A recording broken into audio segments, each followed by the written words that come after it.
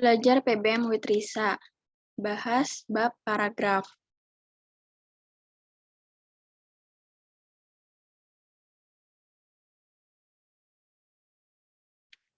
Sebelum mulai belajar, mari kita berdoa menurut ajaran dan keyakinan masing-masing. Berdoa dimulai.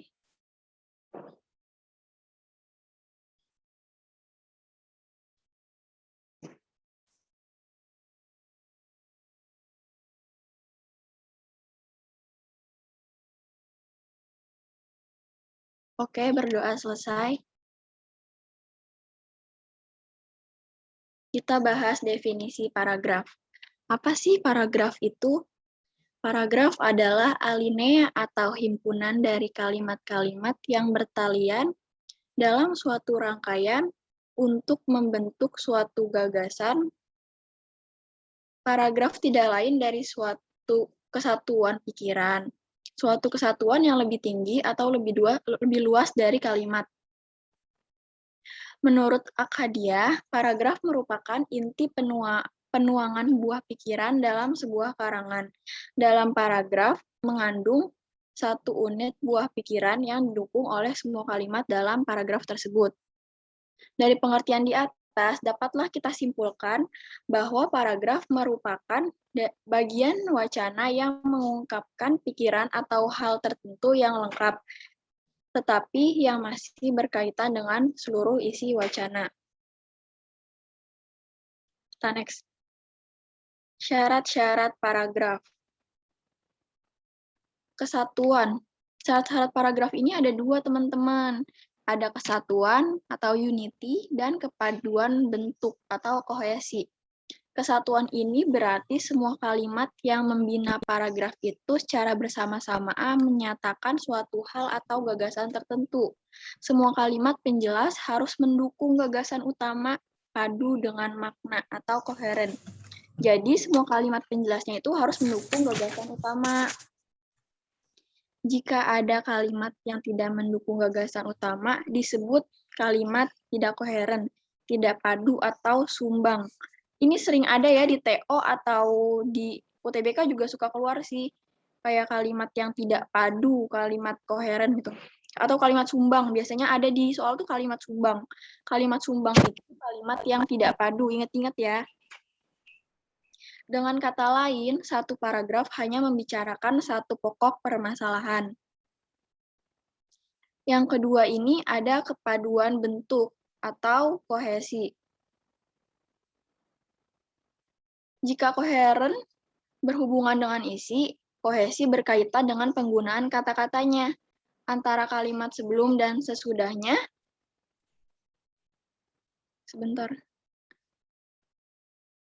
menjadi padu dengan menggunakan kata-kata yang dinamakan alat kekohesifan, yakni penggunaan kata, sinonim atau hiponim, kata tunjuk, ini, itu, yakni, yaitu, tersebut, berikut.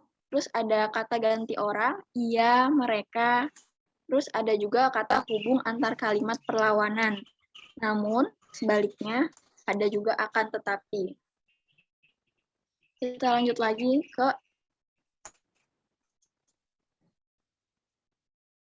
unsur-unsur paragraf.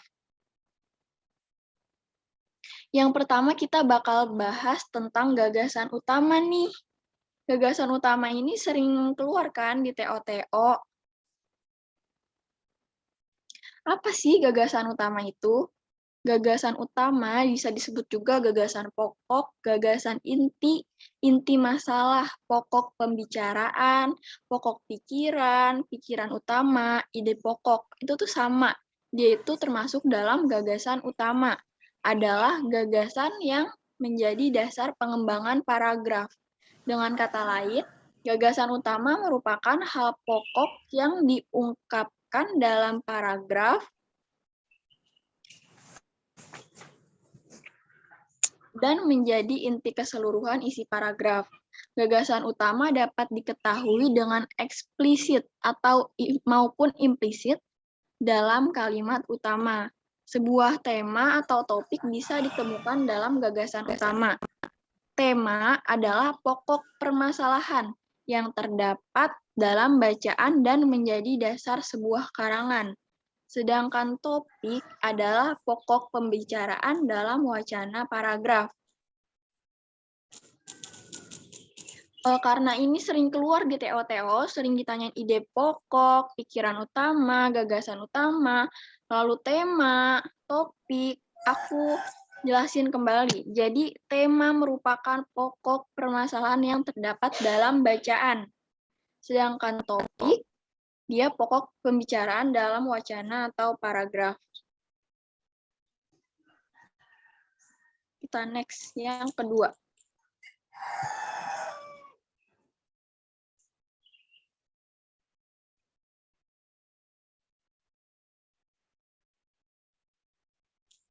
Ada kalimat utama. Kalimat utama atau kalimat topik adalah kalimat inti suatu paragraf yang biasanya terdapat topik atau gagasan utama. Aku garis bawahi di sini topik atau gagasan utama. Jadi kalimat utama ini kalimat inti suatu paragraf, dia itu biasanya ada topik atau gagasan utama. Suatu kalimat dikatakan kalimat utama apabila pernyataan di dalamnya merupakan rangkuman ataupun gagasan menyeluruh yang dapat mewakili pernyataan-pernyataan lain dalam paragraf. Jadi gimana sih kalimat utama itu? Kalimat utama itu dia tuh bisa menjawab dari paragraf-paragraf yang lain. Dia mewakili kalimat yang lain. Gitu teman-teman. Jadi kalimat utama itu kalimat inti suatu paragraf. Ada juga yang ketiga, gagasan penjelas. Gagasan penjelas itu apa sih? Gagasan penjelas yaitu gagasan yang peranannya menjelaskan gagasan utama atau mendukung gagasan utama. Jadi gagasan ini terdapat di dalam kalimat penjelas. Jadi gagasan penjelas juga dia harus menjelaskan dan mendukung gagasan utama ini. Namanya juga gagasan penjelas kan, berarti dia bisa menjelaskan gagasan utama.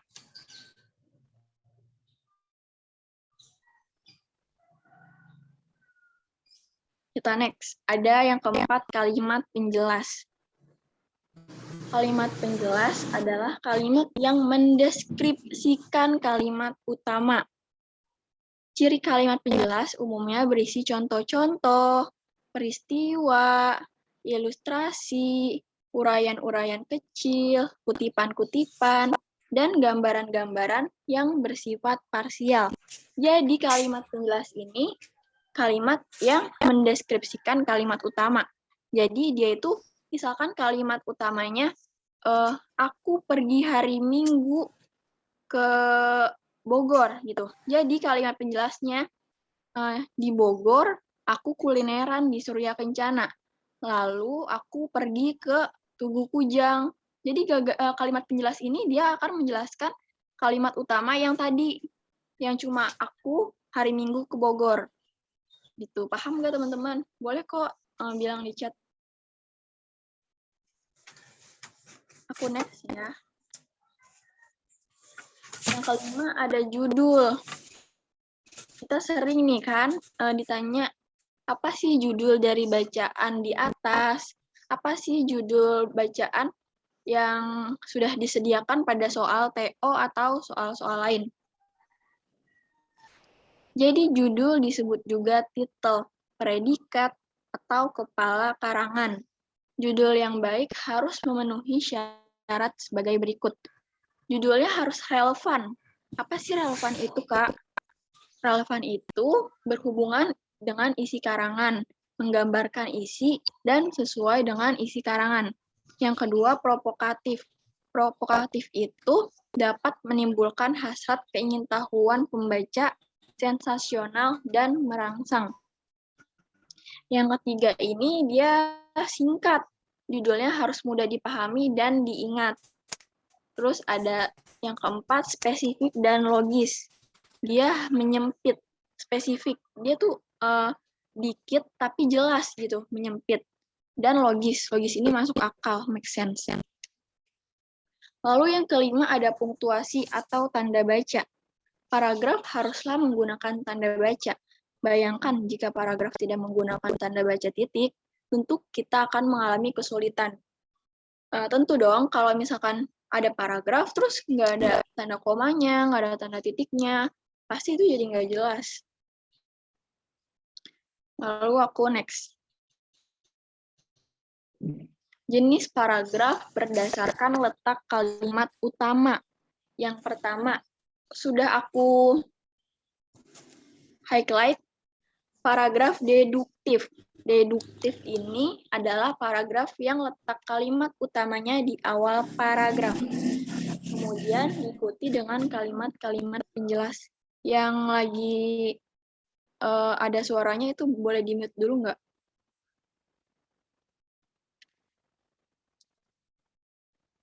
Aku jelasin ya, biar kalian cepat ingat. Paragraf deduktif. Deduktif itu ingat aja D, depan, atau kayak di awal. Ingatnya itu aja. Intinya tuh paragraf deduktif itu di awal paragraf kalimat utamanya. Aku kasih contoh. Tenis indoor Senayan, Jakarta, seketika penuh dengan remaja berkostum karakter animasi Jepang. Rambut palsu berwarna-warni, pakaian dan aksesoris unik yang dipakai. Seakan mereka sedang berlomba-lomba mirip dengan karakter animasi yang diidolakannya. Sebut saja karakter Naruto, Detektif Conan, Sailor Moon, dan Kamen Rider. Mereka meramaikan perhelatan Hellfest yang diselenggarakan mulai 22 sampai 23 November 2014. Jadi, paragraf deduktif adalah paragraf yang letak kalimat utamanya di awal paragraf. Kalau paragraf deduktif ini berarti tenis indoor Senayan Jakarta seketika penuh dengan remaja berkostum karakter animasi Jepang. Kalimat penjelasnya ini yang rambut palsu berwarna-warni, terus sebut saja karakter Naruto, gitu ya teman-teman. Udah sampai sini nih, paham nggak? Atau ada yang nggak paham? Boleh aja di chat bilang.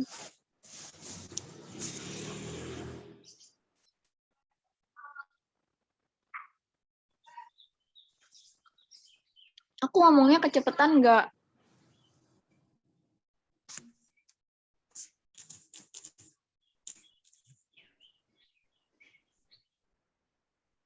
Enggak, oke.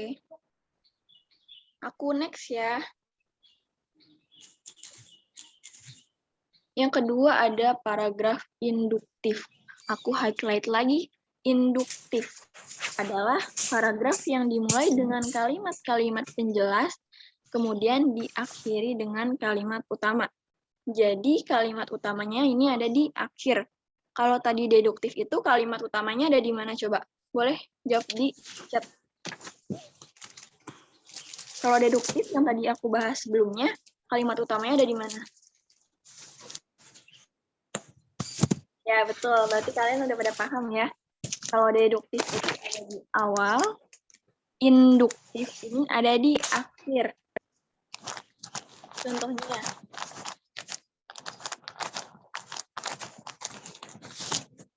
Sil, boleh mute dulu nggak? Halo, Sil.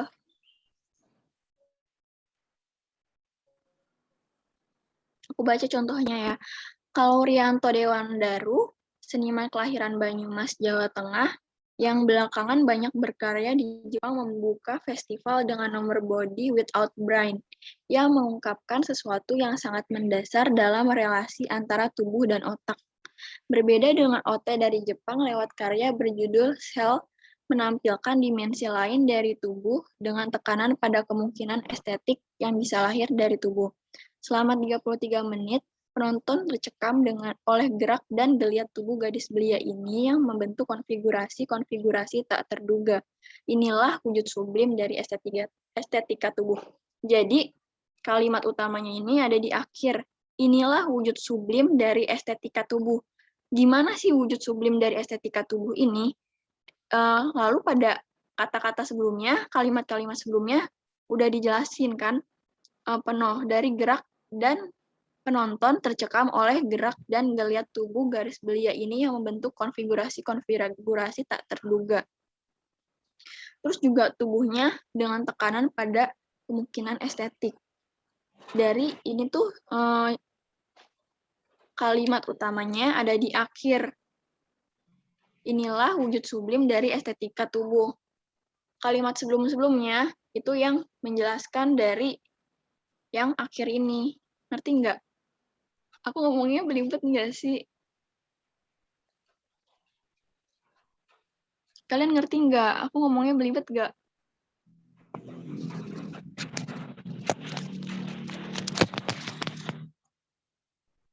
Oke, jadi paragraf induktif itu kalimat utamanya ada di akhir. Dan kalimat-kalimat sebelumnya yang menjelaskan si kalimat akhir ini. Jadi intinya kayak gitu.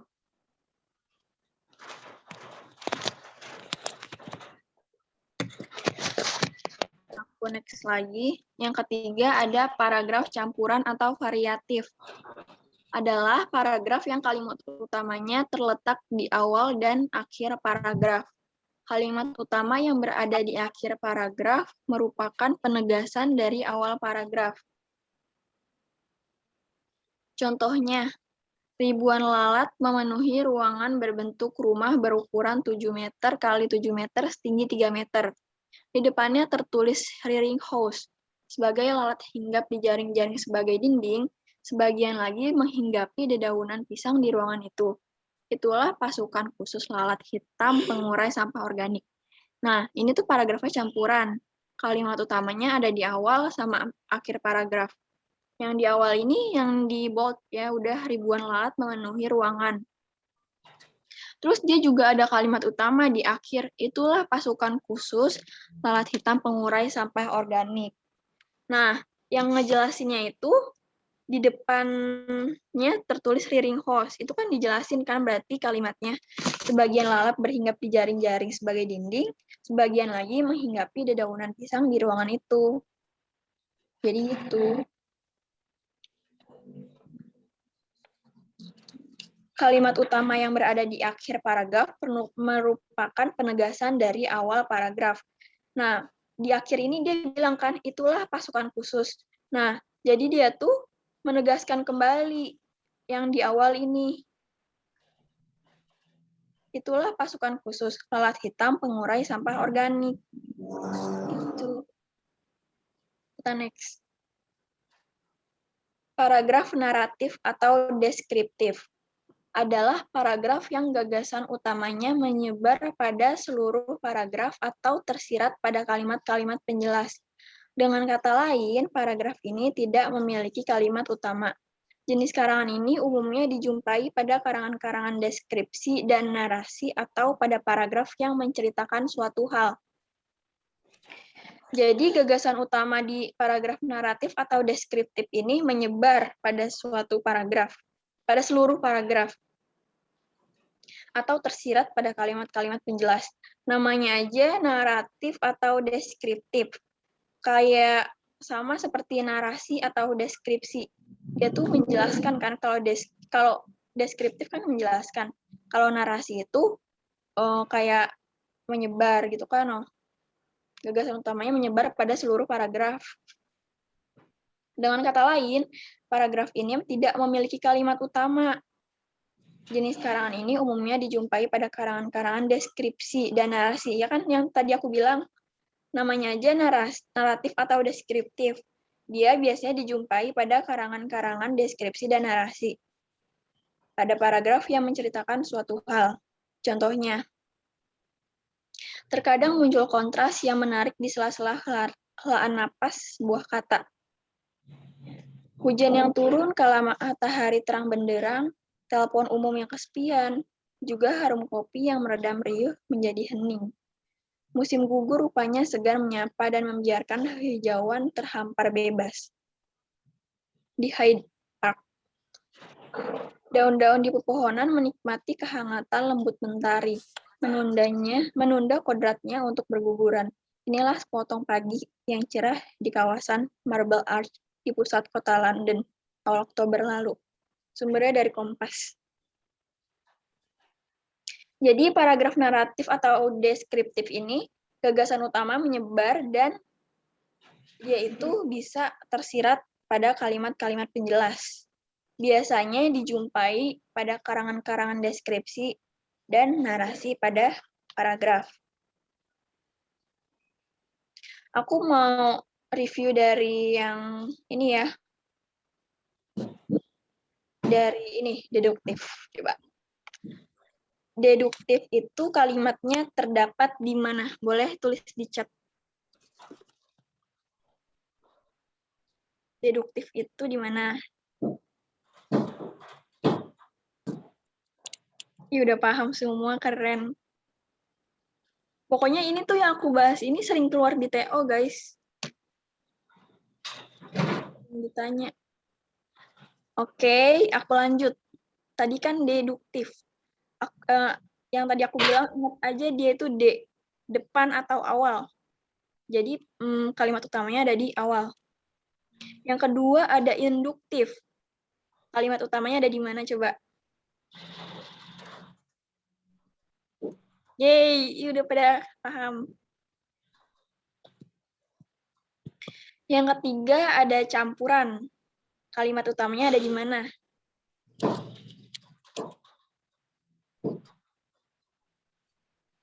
Ih, keren ih.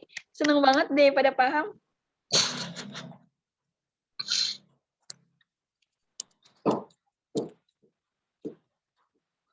Yang terakhir nih, yang keempat, dia ada paragraf, naratif, atau deskriptif. Nah, paragraf itu gagasan utamanya ada di mana? Coba jelasin yang tadi kamu paham dari yang aku jelasin. Nah, iya Allah, senang banget. Udah di PPT-nya.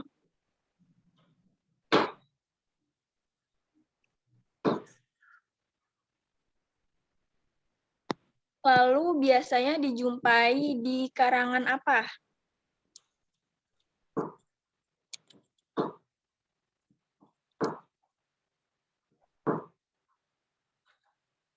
Udah pada paham. Karangan yang ada di PPT. Itu siapa sih, ya Allah? Yuk, pahamin lagi yuk guys. Bisa kok, bisa. Contoh soal nih, ada contoh soal.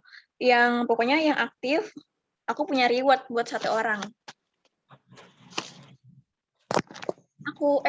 Kalian yang bacain aja deh, yang mau, siapa boleh. Unmute aja langsung. Kak, aku mau baca gitu.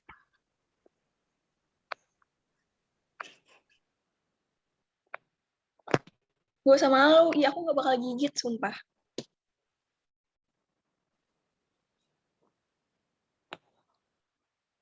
Langsung unmute aja. Kak, aku mau baca. Ingat tadi yang aku bilang, aku dari ikut buat 1 orang yang aktif.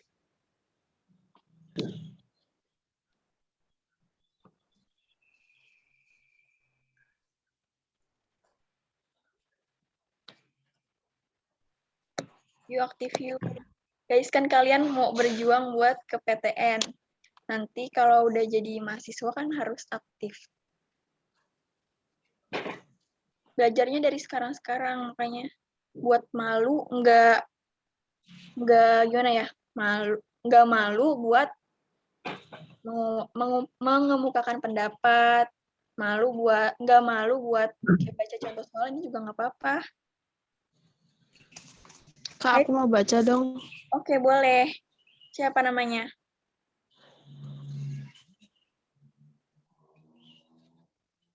Bentar, Kak. Silvi, Kak. Silvi. Oke, boleh Silvi dibaca. Langsung soal apa bacaannya, Kak? Langsung bacaannya aja. Terus lalu soal. Bacaan. Soal ya.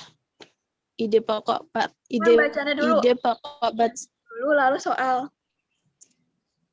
Oke. Maaf. Banyak ungkapan di dunia politik. Banyak ungkapan dalam dunia politik. Ungkapan itu dipergunakan untuk menamai atau memberi label.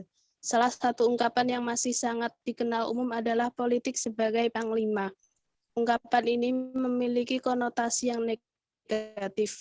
Bahkan ungkapan tersebut memiliki potensi menakutkan masyarakat. Konon, dahulu ungkapan itu mengandung ancaman, khususnya bagi pihak yang tak sepaham dengan ideologi politik. Ide pokok bacaan di atas adalah B. Ungkapan dalam bidang politik. Jangan dijawab harusnya. Yang jawab di chat aja semuanya. Semuanya boleh jawab di chat. Oh, Kira-kira oke. jawabannya apa?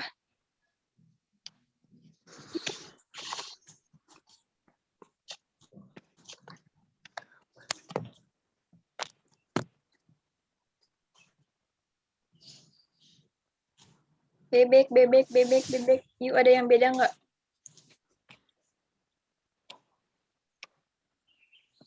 Oke, udah banyak yang jawab. Yuk, kita bahas. Jawabannya adalah bebek. Bahasanya, ide pokok terdapat dalam kalimat pokok. Karena itu, terlebih dahulu carilah kalimat pokoknya. Posisi kalimat pokok terdapat di awal paragraf deduktif, akhir paragraf induktif, campuran, itu awal dan akhir paragraf. Cara jawaban super kilat, lihat kalimat kedua. Di kalimat kedua ada alat kekohesifan, pengulangan kata ini, itu, iya, mereka. Berarti kalimat pokoknya deduktif. Pada kalimat kedua terdapat kata ungkapan itu. Berarti kalimat pokoknya deduktif, yakni banyak ungkapan dalam dunia politik. Jadi ide pokoknya adalah yang B. Benar. Berarti udah paham ya guys. Ada lagi contoh soal. Yuk, siapa yang mau baca? Langsung unmute aja. Aku mau bacakan. Boleh, boleh. Namanya siapa? Marsha. Oke, boleh Marsha. Nggak usah dijawab ya, nanti kamu baca bacaannya terus soalnya. Ya, Kak. Pasar kerja penelitian di negeri kita cukup banyak. Tentu saja yang dimaksud di sini adalah penelitian terapan yang dapat digunakan untuk meningkatkan mutu keadaan atau hasil suatu keadaan dalam masyarakat. Penelitian eksploratoris atau jenis penelitian lain yang bersifat teoritis juga memiliki pasar kerja, tetapi biasanya sangat terbatas. Ada juga dana yang disediakan oleh yayasan yang besar seperti Toyota Foundation dan Ford Foundation. Bahkan tersedia dana yang besar ditawarkan oleh pemerintah, seperti sejumlah proyek yang didukung oleh Kementerian Pendidikan Nasional. Belum lagi perusahaan atau lembaga lain yang berkepentingan terhadap penelitian tertentu. Pada dasarnya, pasar penelitian di Indonesia terbuka lebar. Gagasan pokok paragraf tersebut terdapat pada. Yuk, langsung jawab di chat.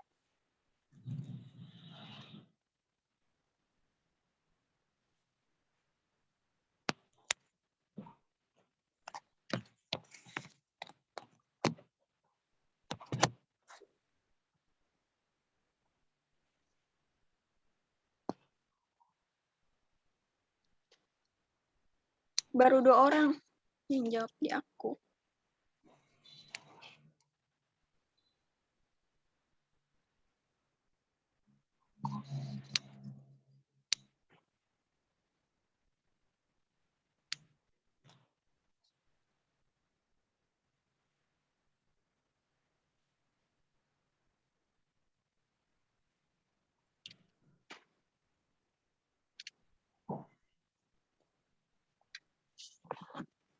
Yuk, yang lain jawab aja. Ini ada 42 partisipan loh, guys. Ingat yang tadi aku bilang, aku ada reward buat 1 orang yang aktif.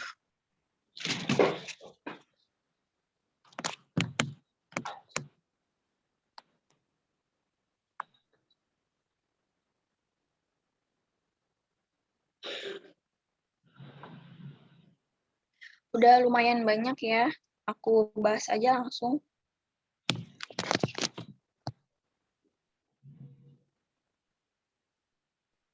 Jawabannya adalah C. Oke, aku bahas. Gagasan pokok terdapat pada kalimat pokok. Cara yang tadi gitu super kilat. Lihat kalimat kedua terdapat kata yang diulang sama seperti kalimat ke-1, yakni penelitian. yang menandakan kalimat pokok di awal paragraf. Lihat pula kalimat terakhir, terdapat penegasan pada dasarnya yang menandakan kalimat pokok juga ada di akhir. Jadi, gagasan pokok paragraf tersebut terdapat di awal dan akhir paragraf. Kalimat pokok yang di akhir paragraf merupakan penegas kalimat pokok di awal paragraf. Jadi, jawabannya yang C. Nggak apa-apa yang masih salah, nggak apa-apa, kan namanya belajar. Belajar nggak harus langsung benar. Oke, kita next. Jenis karangan berdasarkan tujuan atau teknik penyampaian gagasan. Yang pertama ada deskripsi. Deskripsi adalah karangan yang menggambarkan objek menurut pengalaman panca indera, dengan tujuan agar pembaca seolah-olah melihat dan bisa merasakan sendiri objek yang digambarkan penulis. Di dalam paragraf deskriptif, terdapat pola pengembangan paragraf, yaitu pola spasial dan pola sudut pandang. Pola sudut pandang adalah pola pengembangan yang berdasarkan pada posisi penulis saat menggambarkan suatu objek. Pola sudut pandang terbagi lagi menjadi dua pola, yaitu ada pola subjektif dan objektif. Pola subjektif ialah pola yang menggambarkan objek sesuai penafsiran dengan disertai kesan atau opini dari penulis. Pola objektif ialah pola pengembangan paragraf, deskripsi dengan cara menggambarkan objek secara apa adanya tanpa disertai opini penulis. Jadi perbedaannya itu kalau subjektif ini ada opini dari penulis dan objektif ini nggak ada opini dari penulis.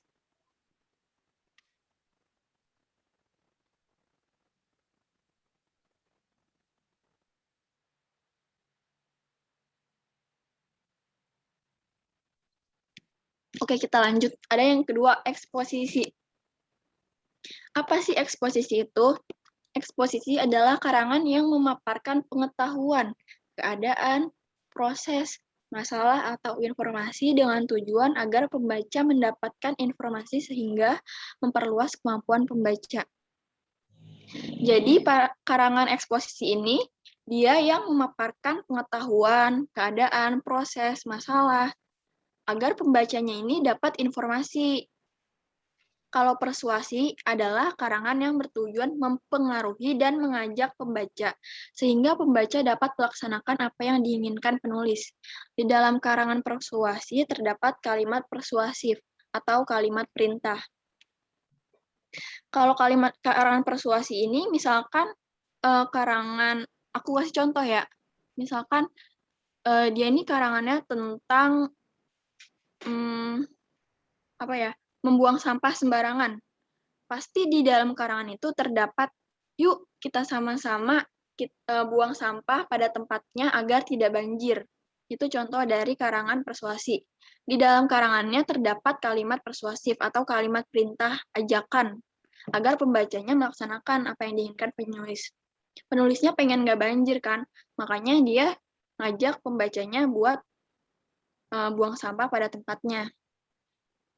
Lalu yang keempat ada argumentasi, adalah karangan yang menyajikan suatu permasalahan dan mengemukakan pendapatnya dengan memberikan alasan, contoh, dan bukti yang kuat agar pembaca meyakini kebenaran yang diungkapkan oleh penulis dan menyatakan persetujuan. Argumentasi, namanya aja argumen, berarti dia mengemukakan pendapat. Gitu ya teman-teman. Lalu aku next. Ada yang terakhir, ini narasi. Narasi adalah karangan berbentuk cerita yang merupakan rangkaian peristiwa atau kejadian yang disusun secara kronologis, dengan tujuan agar pembaca seolah-olah mengalami kejadian yang diceritakan. Dalam paragraf narasi terdapat alur cerita, tokoh, setting, dan konflik. Pasti kalian udah nggak asing lah ya, sering banget belajar tentang karangan narasi. Menurut jenis ceritanya, narasi dibagi dua. Ada narasi sugestif ada narasi ekspositoris.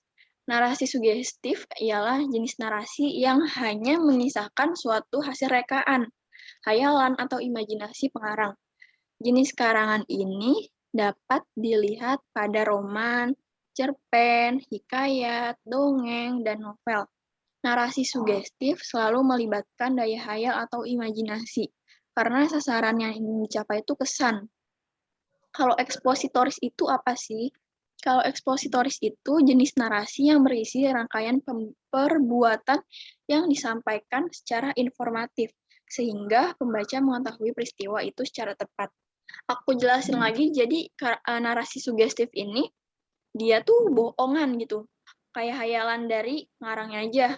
Misalkan aku bikin narasinya itu, non-narasi ini dilihat pada roman, cerpen, hikayat, dongeng, novel. Nih, aku pengen bikin narasi sugestif. Jenisnya ini, misalkan aku mau bikin novel. Novelnya ini tentang romance. Romance yang ada di daya hayal aku aja. Jadi aku pengennya, aku nih suka nih sama seseorang. Terus tiba-tiba jadian gitu-gitu. Padahal aslinya enggak. Itu cuma hayalan aku aja atau imajinasi pengarangnya aja. Kalau ekspositoris ini, dia rangkaian perbuatan yang disampaikan secara informatif. Jadi dia itu rangkaian perbuatan, ngerti kan? Jadi perbuatannya disampaikan secara informatif agar pembacanya itu mengetahui peristiwa itu secara tepat. Aku ulangi lagi ya biar kalian tambah paham yang D ini. Tapi aku ulangin dengan kayak rangkumannya aja. Ini deskripsi ini menggambarkan objek dengan tujuan agar pembacanya seolah-olah melihat dan bisa merasakan sendiri objek yang digambarkan penulis. Namanya aja deskripsi, pasti dia menggambarkan kayak suatu pengalaman atau apapun gitu. Seolah-olah biar pembacanya tuh melihat sendiri objek yang digambarkan penulis.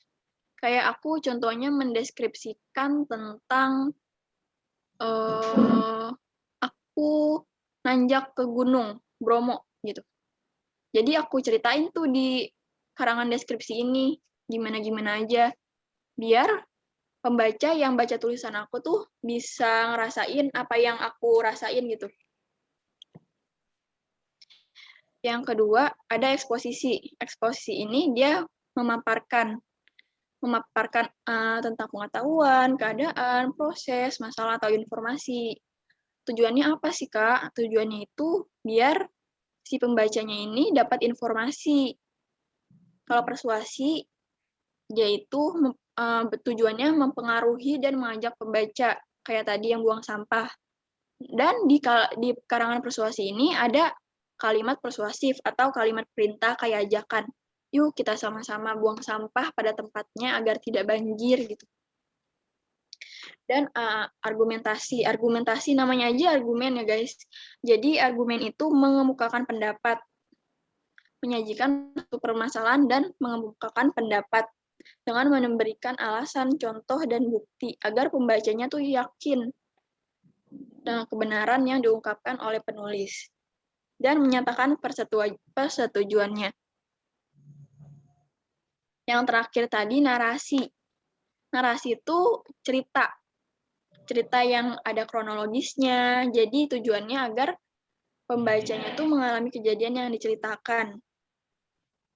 Terus dalam paragraf narasi ini ada alur cerita, tokoh, setting, konflik. Itu. Nah, kenapa raise hand? Yang namanya kenapa raise hand? Oke, aku lanjut ya. Persamaan dan perbedaan eksposisi dan argumentasi. Yang pertama ada persamaan. Jadi, karangan eksposisi dan argumentasi keduanya sama-sama menjelaskan pendapat, gagasan, dan keyakinan. Keduanya membutuhkan fakta yang diperkuat dengan data, memerlukan analisis, dan menggali sumber ide dari pengalaman, pengamatan, dan penelitian. Jadi, dia sama-sama membutuhkan fakta buat memperkuat datanya, buat memerlukan analisis, menggali ide, pengamatan, dan penelitian. Intinya tuh sama-sama menjelaskan pendapat, gagasan, dan keyakinan, dan membutuhkan fakta. Intinya kayak gitu. Lalu ada perbedaannya itu ada eksposisi ini bertujuan menerangkan dan memaparkan informasi, sehingga pembaca memperoleh informasi tersebut dengan jelas. Argumentasi ini mempengaruhi pembaca agar setuju.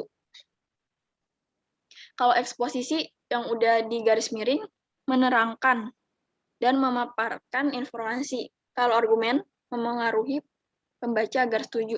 Namanya aja argumen kan, yang tadi aku udah bilang, argumen ini kayak pendapat gitu, dan dia tuh harus mempengaruhi pembaca agar setuju. Oke, kita next. Eksposisi ini fakta, angka, dan contoh diperlukan untuk memperjelas.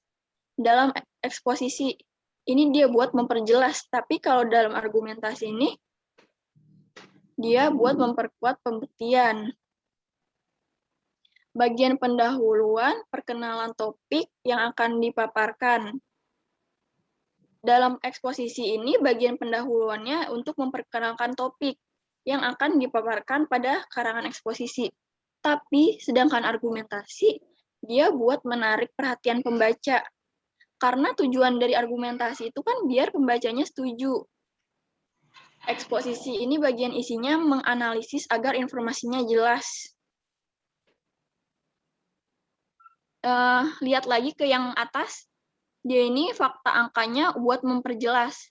Nah, jadi di sini tuh agar informasinya jelas. Nah, sedangkan di argumentasi, dia tuh buat membuktikan, gitu kan, bahwa pandangan atau ide yang dikemukakan tuh benar, dan pembacanya tuh setuju. Eksposisi bagian penutup berisikan tentang penegasan, ditandai dengan ungkapan pada awal kalimat seperti jadi, bahkan. Kayak penutupnya dia ditegaskan lagi, kayak jadi ini tuh gini gitu. Terus bahkan gini gitu. Terus ada juga argumentasi. Dia tuh berisikan simpulan ditandai oleh konjungsi antar kalimat seperti oleh karena itu, oleh sebab itu, dengan demikian. Kayak oleh karena itu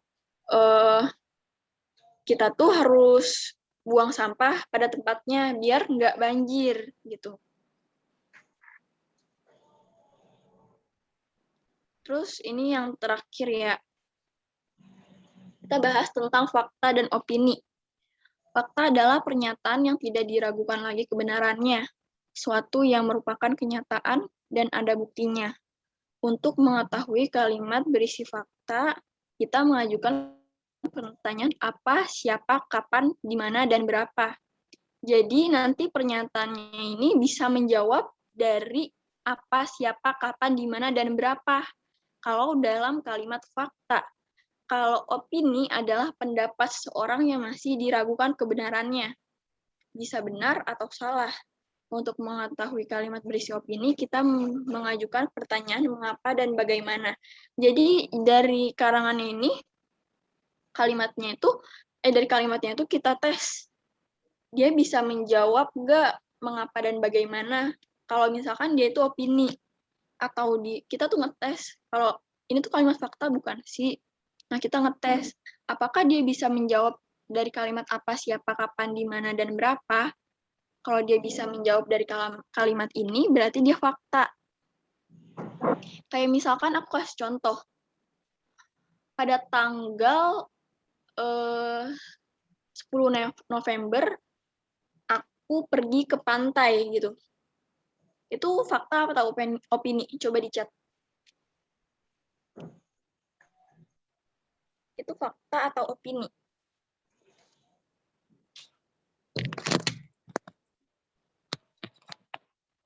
Ya, betul. Berarti kalian paham. Kenapa itu bisa dibilang fakta? Karena dia bisa menjawab dari kapan. Kan udah aku bilang kan tadi 10 November aku pergi ke pantai. Dia bisa menjawab dari kapan. Nah, opini. Kita mengajukan mengapa dan bagaimana. Kayak gitu. Aku kasih contoh deh opini. Apa ya?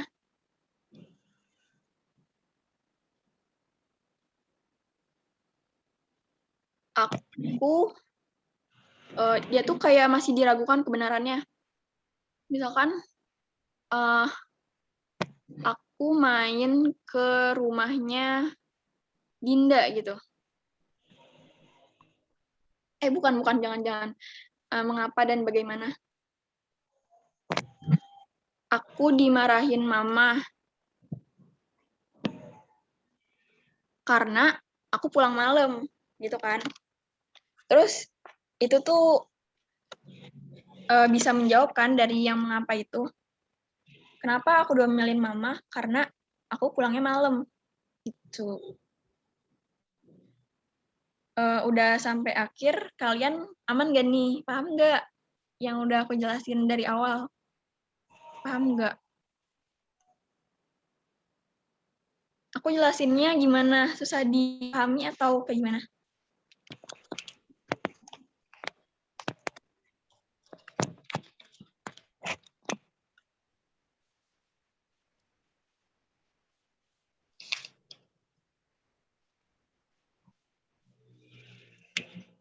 Oke.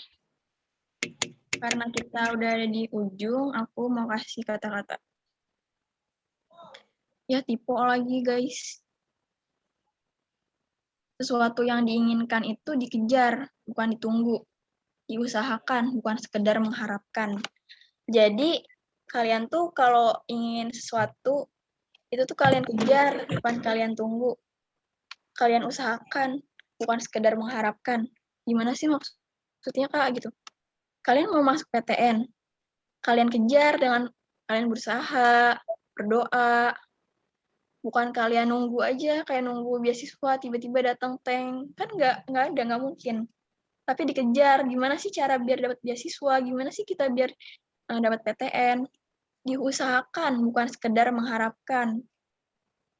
Nih aku berharap aku bisa masuk UGM tahun ini, gitu. Terus, kalau aku nggak mengharapkan doang, ya nggak bakal terrealisasi. Karena nggak ada usahanya, nggak ada aku pengen ke UGM tuh nggak ada usahanya buat ke sana gitu. Aku cuma mengharapkan, nggak ada aksinya gitu. Itu guys.